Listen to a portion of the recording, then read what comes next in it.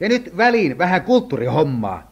Huuhaa teatteri esittää tragedian William Shakespeare tyyliin, Wilhelm Viiksenvetäjä ja Kaarle Karvakanki.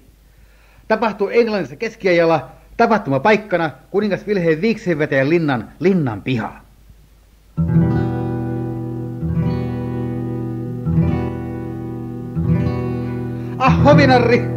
Hovinarri, sä luuttusi nyt syrjään laita ja kääri auki pornopergamentit, tuo lahja oiva Tanskan kuninkaan, koska vaimoni kuningatar Horo-Ofelia mut hyljänyt on.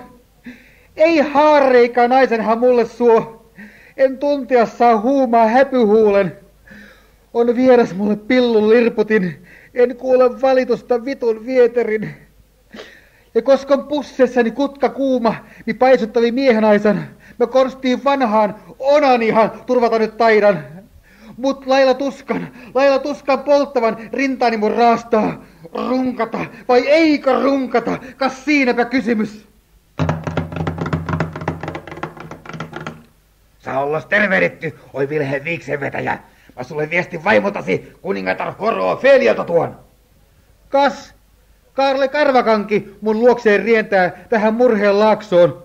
Sä mulle viesti kerro. Siis sä mua kuule. Nyt kuningatar Horo-Ofelia sulle suolta peräaukon erinomaisesti haistattaa taitaa, koska on miehen jäsenesi vaivainen kuin kikkeli kissan. Ei konsaan Horo-Ofelia sulle haarreikaa naisen enää antaa tahdo. On osas aina luihun runkkarin, mut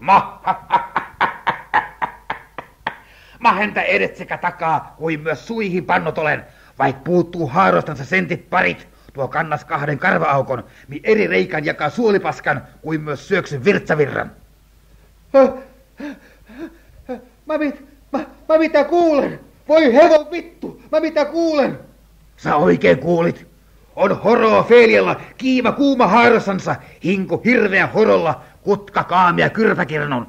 Vaik onkin väljyys kuin linnan porttikongin, sillä myös kaikki huovit sekä orhit tallin häntä astunut on.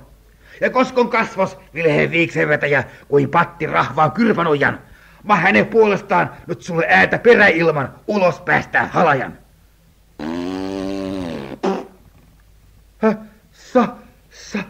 Sä vaimoani lailla rengin edet sekä takaa kuin myös suihin nussinut olet, kun mä itse onnea pelkän käden sain. Roisto, sä äsken mulle ääntä peräilman ulos päästää taisit, kuni rahvas markkinoilla, mut tää vannon on housussasi kohta kappa umpipaskaa. Kas tässä miekkani, nyt taistoon käy. Siis käyköön niin. Mä en pelkää miekkaa, jota heiluttaapi käsi luihun runkkarin. Ei ase onanistin, mua surmaa syöstä voi.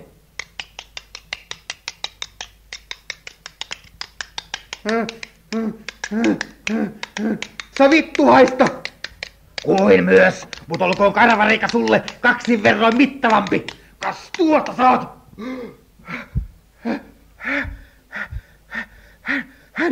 Hän mut surmaa syöksi ja vuotaa veri, jalon huuhaa kuninkaan. Jo kalpenevi kasvot, mi ahavoitti onni onanian. Myös rauennut on jousi, siitin siniverisen. Se elotona roikkuu hautalerppaa.